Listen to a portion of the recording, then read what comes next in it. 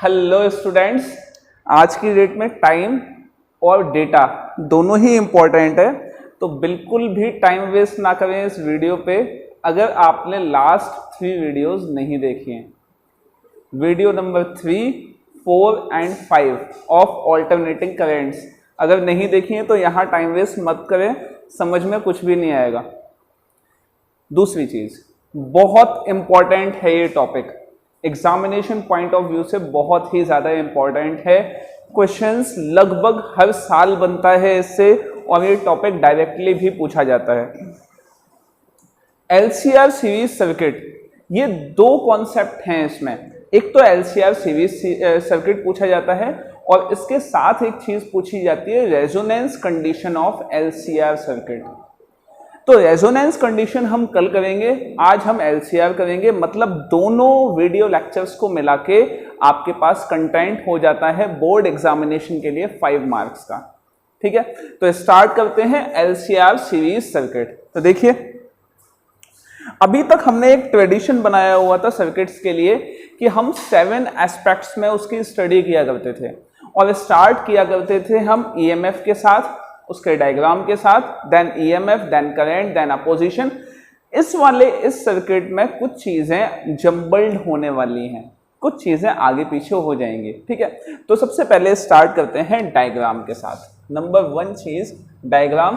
तो LCR series circuit क्या है, उसमें इंडक्टर भी होगा, कैपेसिटर भी होगा और रेजिस्टर भी होगा। So this circuit is having resistor, inductor and a capacitor, and all these 3 are connected with a alternating source. This is resistance, this is inductance. Inductance which is having resistance, inductance will be L, और इसकी जो resistance होती है वो क्या होती है, L, XL. Inductive reactance is the resistance of the inductor. Okay, now this is C which is having resistance XC. Okay, now the current flowing in these 3 will be I is equal to, हमने ये assume किया है कि जो इसमें current flow हो रहा होगा that will be I is equal to I not sine omega T. अब तीनों सीरीज में लगे हुए हैं तो करंट तो कांस्टेंट होगा, I is equal to I not sine omega T will be constant in this circuit। इसमें कांस्टेंट होगा करंट, तो तीनों पे करंट की वैल्यू एक जैसी होगी। तो करंट जो यहां पहुंचेगा तो इस पे जो पोटेंशियल ड्रॉप होगा इस वाले पे, that will be equal to V R. So V is equal to I R होता है, तो वी इज इक्वल टू हो गया क्या, V R is equal to I into R. अच्छा, इस पे इंडक्टेंस पे जो पोटेंशियल ड्रॉप होगा, इंडक्टर पे जो पोटेंशियल ड्रॉप होगा दैट वी एल, मैं उसको वी एल से डिनोट करूंगा, तो V L will be equal to I into X L. ठीक है, करंट को रेजिस्टेंस से मल्टीप्लाई किया और इंडक्टर का रेजिस्टेंस क्या है, X L. Similarly VC will be equal to I X C. तो ये इनके पोटेंशियल ड्रॉप्स हो गए। तो करंट की वैल्यू तो कांस्टेंट रहेगी, वो क्या होगी, आई नॉट साइन ओमेगा टी। सो मैं यहां लिख देता हूं, करंट will be same क्या होगा, that is I is equal to I not sin omega t, because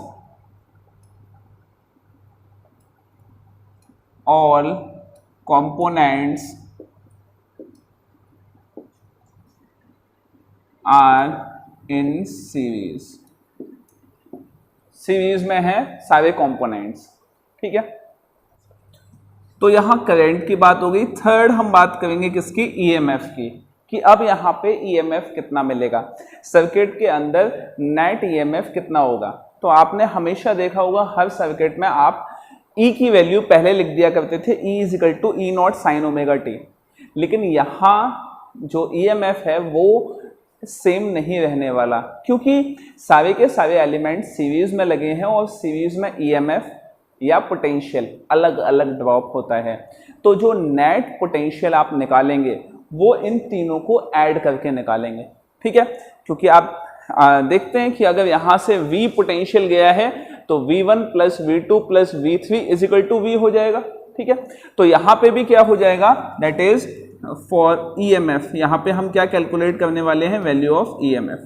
so EMF VR plus VL plus VC will be equal to, ये तीनों values किसके इक्वल होंगी, ये तीनों वैल्यूज होंगी इक्वल E नॉट के, E नॉट के equal होंगी ये तीनों वैल्यूज, मतलब नेट जो पीक EMF है उसके इक्वल होंगी ये वैल्यूज। लेकिन एक चीज आप अगर गौर करो तो कि जो वोल्टेज होता है उसमें और इंडक्टर और कैपेसिटर, इसमें जो करंट और EMF के फेज हैं वो अलग अलग होते हैं, तो इनका जो एडिशन होगा वो डायरेक्ट नहीं हो सकता, इनका एडिशन भी क्या होगा, विद फेज, फेज के साथ इनका एडिशन होगा, विद फेज, फेज के साथ इनका एडिशन होगा। तो सबसे पहले हम फेज की वैल्यू लिख लेते हैं कि फेज क्या क्या होंगे। तो देखिए VR इज इक्वल टू क्या होता है, that is E not sine omega T, यही तो वैल्यू होती है, that is VR is equal to E not sine omega T. अब देखिए V चाहे आप लिखें चाहे आप E लिखें, कोई आप यहाँ पे कंफ्यूज नहीं होना, चाहे आप V लिखें चाहे E लिखें, यहाँ कंफ्यूज नहीं होना। तो VR is equal to E not sine omega T. अब देखें यहाँ पे कि करंट की वैल्यू भी ओमेगा टी फेज पे है और VR की वैल्यू भी ओमेगा टी फेज पे है, इसका मतलब ये दोनों सेम फेज में है। तो याद कीजिए रेजिस्टिव सर्किट में रेजिस्टेंस और वो करंट और EMF दोनों सेम फेज में रहा करते थे। अब बात करते हैं हम इंडक्टिव सर्किट में। इंडक्टिव सर्किट में हमेशा EMF आगे रहता है करंट से, तो करंट का फेज अगर ओमेगा टी है तो EMF का फेज ओमेगा टी से ज्यादा होगा। कितना ज्यादा होगा, π/2 ज्यादा होगा। So it will be E not sine omega t plus π/2। Next आ गया क्या, VC। अगर कैपेसिटिव सर्किट की बात करें तो कैपेसिटिव सर्किट ये कहता है कि जो EMF की वैल्यू है वो करंट से हमेशा कम रहती है, कितनी, π/2। So it will be E not sine omega t minus π/2। तो तीनों के फेज आ गए आपके पास। अब फेज के बेसिस पे आप फेजर डायग्राम बनाएंगे और फेजर डायग्राम की हेल्प से आप नेट EMF निकालेंगे। सो देखिए net EMF means E not will be calculated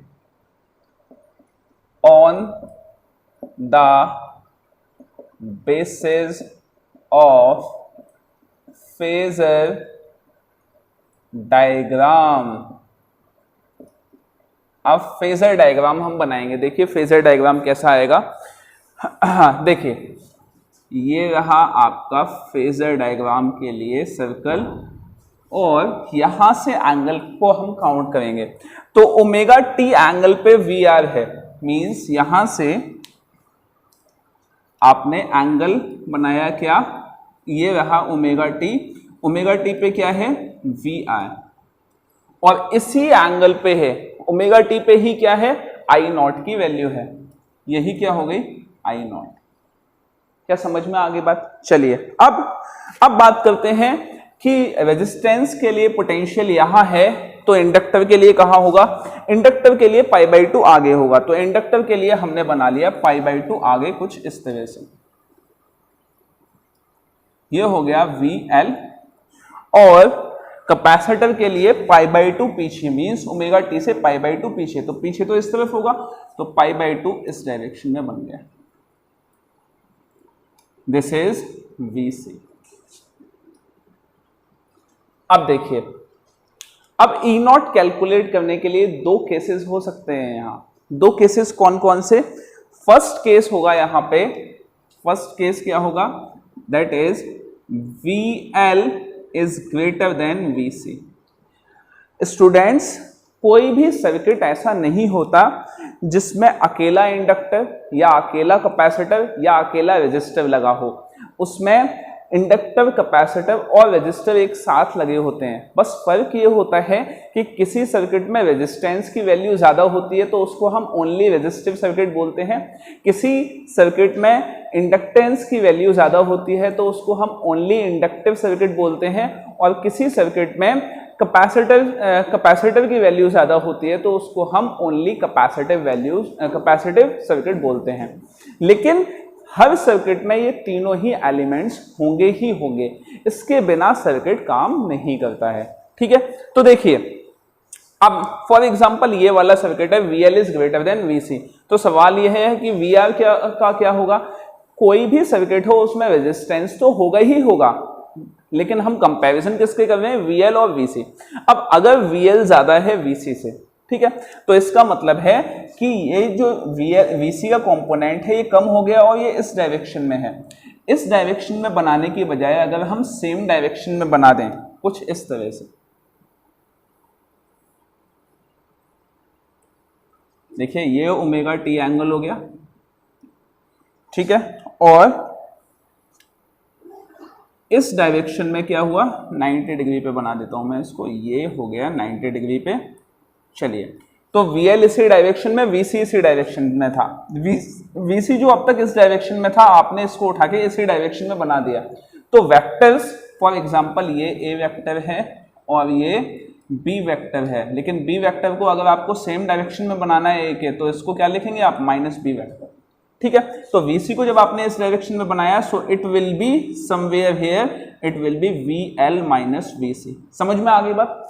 VL में से आपने VC को जब कम किया तो आपके पास इतना बड़ा कंपोनेंट मिलेगा। अब आपके पास दो ही वेक्टर्स बचे हैं, एक ये वाला वेक्टर है, आपको इसको कंसीडर करने की जरूरत नहीं है, ये यहां से यहां तक कंप्लीट VL है, लेकिन आपको क्या लेना है, VL माइनस VC, जो कि सिर्फ यहीं तक है, यहीं तक है ये वाला। ठीक है, चलिए, तो VL माइनस VC, अब VL माइनस VC और VR की हेल्प से हम नेट रेजिस्टेंस, नेट EMF या E0 पीक EMF कैलकुलेट करेंगे। तो देखिए वो कैसे बनेगा। अगर आपके पास दो वेक्टर ऐसे होते हैं तो आप वेक्टर एडिशन की हेल्प से पैरेललोग्राम बना के उसे वेक्टर एडिशन की हेल्प से ऐड कर सकते हैं। तो देखिए यहां पे क्या किया आपने, इसके पैरेलल यहां पे बनाया और इसके पैरेलल यहां पे बनाया, इन दोनों का जो नेट आपको मिला वो यहां कहीं मिला। This is the value of, ये जो वैल्यू मिली ये E0 की वैल्यू है। ठीक है, और ये जो E0 है ये ओमेगा टी से, मतलब VR से कितना आगे है, ये VR से फाई आगे है, फाई आगे है। ठीक है, तो यहां पे जो वैल्यू आप लिखेंगे वो वैल्यू क्या लिखेंगे, वैल्यू E की वैल्यू होगी, या E, ये वैल्यू आ गई किसकी, E की, तो E will be equal to E0 sine omega t plus phi. देखिए E0 की वैल्यू कहाँ है, यहां पे है। ठीक है, तो ओमेगा टी तो पहले से था, VR की वैल्यू ओमेगा टी थी, उसमें क्या ऐड हो गया, फाई ऐड हो गया। तो इस तरह से VL ग्रेटर देन VC की वैल्यू लिखी जाएगी। ठीक है, चलिए दूसरा केस ले लेते हैं। दूसरा case second, VC greater than VL। मान लीजिए किसी सर्किट में VC ज्यादा बड़ा है VL के कंपैरिजन में, तो आपने क्या किया, यहाँ पे एक फेजर बनाया, इस तरह से छोटा ही बना देता हूँ फेजर। यहाँ पे ओमेगा टी एंगल है, ये ओमेगा टी पे क्या बन गया, ओमेगा एंगल पे, सॉरी ये ओमेगा टी नहीं होगा, ये तो हाँ ठीक है ओमेगा टी, तो ओमेगा टी एंगल पे क्या वैल्यू आ गई, ओमेगा टी पे वैल्यू आ गई क्या, VR। ठीक है, चलिए अब अगर VC ग्रेटर देन VL है तो उस कंडीशन में आपने क्या किया, VL को VC के डायरेक्शन में बना दिया और आपके पास जो वैल्यू मिलेगी वो वैल्यू कुछ इस तरह से मिलेगी। ये पूरा VC हो गया और यहां से यहां तक का ये इतना, ये हो गया VC माइनस VL। अब इसके हेल्प से आपने पैरेललोग्राम ड्रॉ किया और ये यहां से यहां आपको ये जो वैल्यू मिल गई, नहीं मैं थोड़ा सा इसको बड़ा बना देता हूं, ऐसे क्लियर नहीं होगा ये।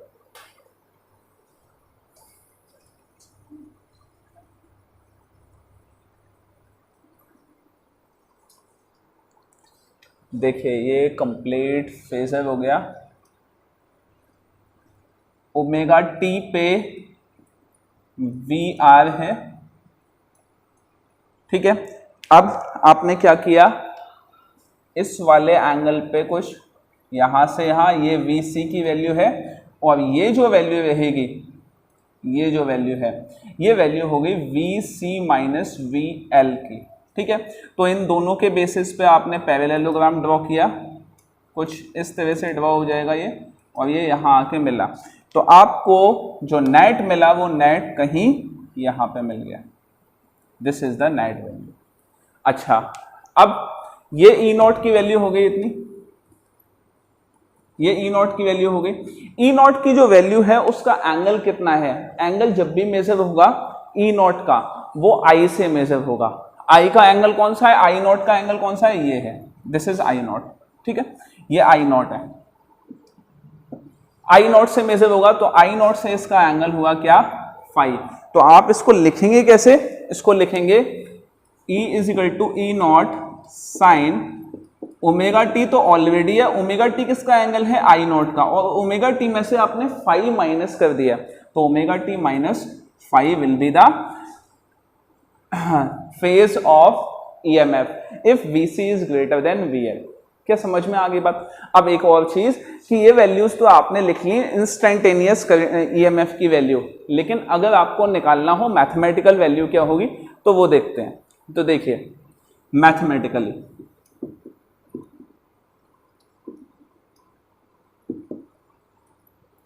मैथमेटिकली निकालेंगे।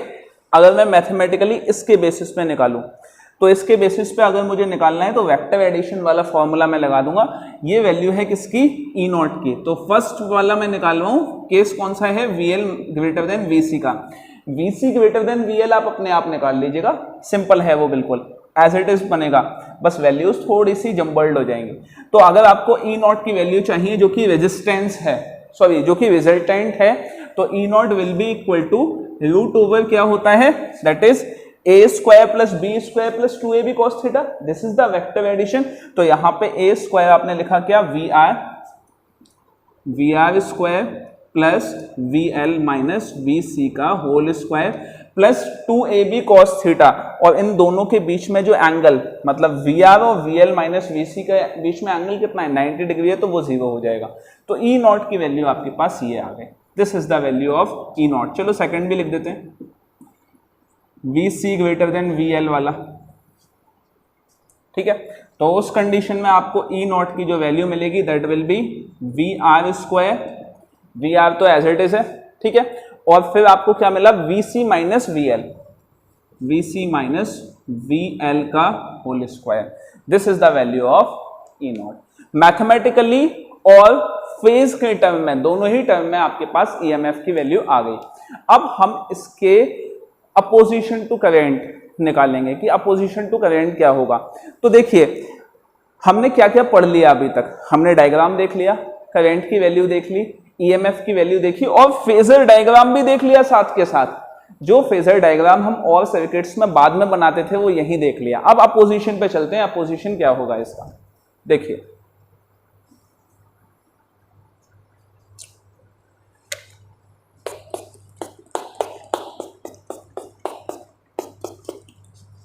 ना ना ना ना ना ना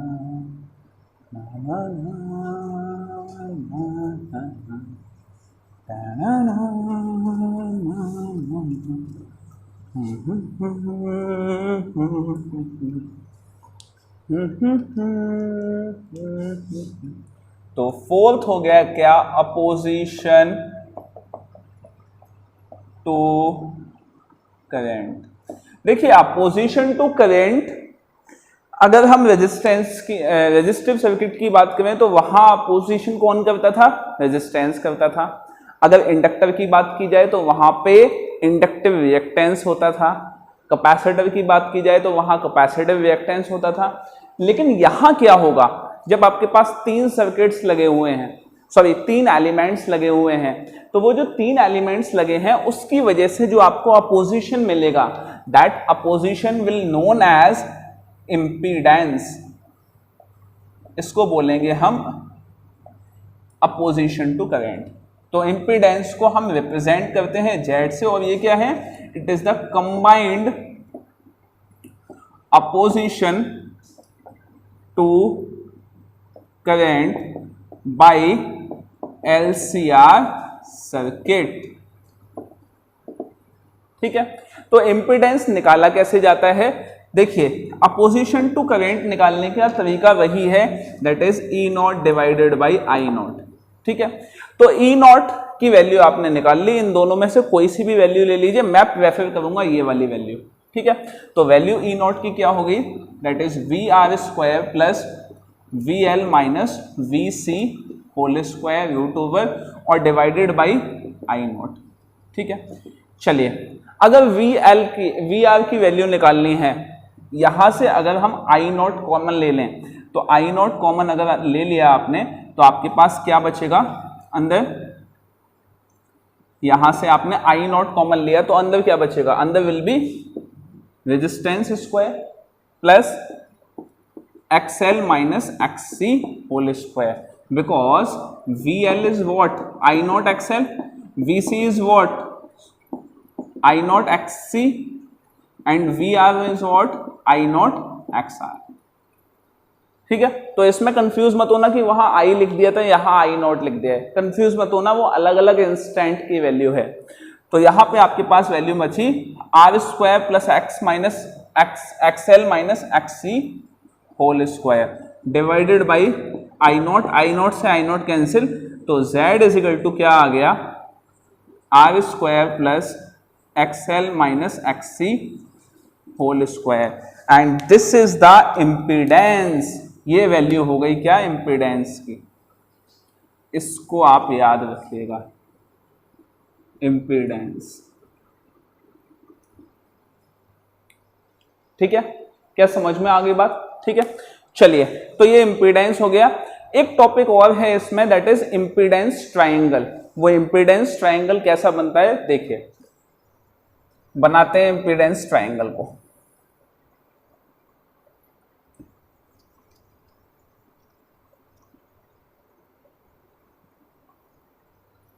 देखिए इस वाले को मैंने इसलिए छोड़ दिया क्योंकि इसी के बेसिस पे मैं इम्पीडेंस ट्राइंगल बनाने वाला हूं। तो देखिए इस वाले डायरेक्शन में है आपका VR, अगर मैं उसको I से डिवाइड कर दूं या I नॉट से डिवाइड कर दूं तो आपके पास क्या आ जाएगा, आपके पास आ जाएगा इस डायरेक्शन में ओनली R। आपने क्या किया, VR को I से डिवाइड किया तो V अपॉन I क्या होता है, रेजिस्टेंस, R बचा आपका। ठीक है, अच्छा फिर आपके पास इस डायरेक्शन में क्या है, इस डायरेक्शन में बचा क्या, XL minus VL minus VC।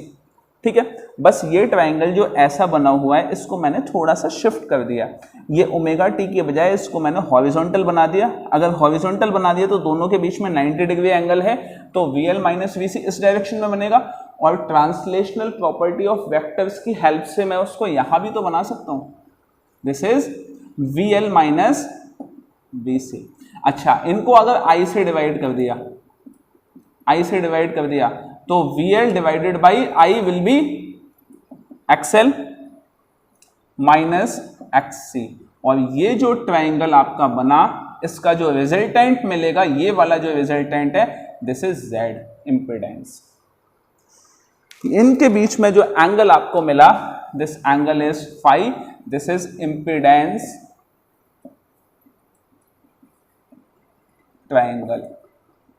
Impedance triangle है ये, और इसमें जो डायरेक्शन मिलता है उसको हम tan phi से कैलकुलेट करते हैं। tan phi की वैल्यू क्या हो गई, that is perpendicular upon base, so it is XL minus XC upon R। Basically ये phi को कैलकुलेट करने का तरीका है कि phi जो अभी तक आप बात करते आए हैं ना, omega t plus phi, omega t minus phi, तो ये फाई होगा कितना, वो यहां से कैलकुलेट होगा कि वो फाई कितना है। क्या समझ में आ गई बात। तो आज हमने क्या क्या पढ़ा है, हमने LCR का बेसिक पढ़ा है, करंट, EMF, उसके बाद हमने उसका फेजर डायग्राम बनाया। फेजर डायग्राम्स के बाद हमने देखा कि दोनों में वैल्यूज, दोनों में मतलब जब VL ग्रेटर देन VC होता है या VC ग्रेटर देन VL होता है तो दोनों में वैल्यूज क्या क्या आती हैं। देन अपोजिशन टू करंट, जिसको हम इम्पीडेंस बोलते हैं, बहुत इंपॉर्टेंट पार्ट है बच्चे। Then impedance triangle. तो आज हम अपना लेक्चर यहीं एंड करते हैं। कल हम पढ़ेंगे resonance condition of LCR circuit और दूसरी चीज हम इसके न्यूमेरिकल्स करेंगे। ठीक है, चलिए आज के लिए इतना ही। Thank you so much.